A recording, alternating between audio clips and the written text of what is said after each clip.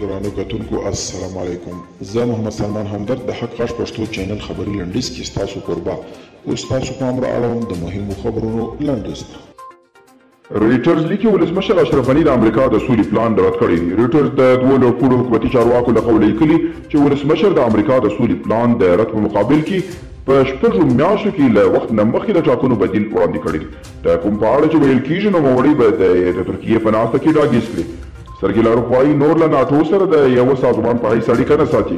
د روسیې د بهرنیو چارو وزیر سرګي لاروف زیاته کړې ده چې ناټو سازمان پارونکي اقدامات کوي او دوی له دې وروسته له دغه سازمان سره خپلې اړیکې د تل لپاره پرې کړي دي.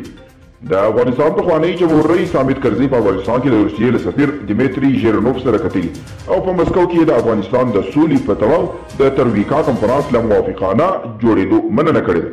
کرزي یې څرګنده کړې ده تر څو روسیه په افغانستان کې د سولې د ټینګښت په موخه خپلو هڅو ته دوام ورکړي او په خوست ولایت کې د زیاتو بارانونو د اورښتونو له کبله د یوه کور چت رالوېدلي چې له امله یې 15 کسان مړه شوي او یو بل تن ټپي شوی دی.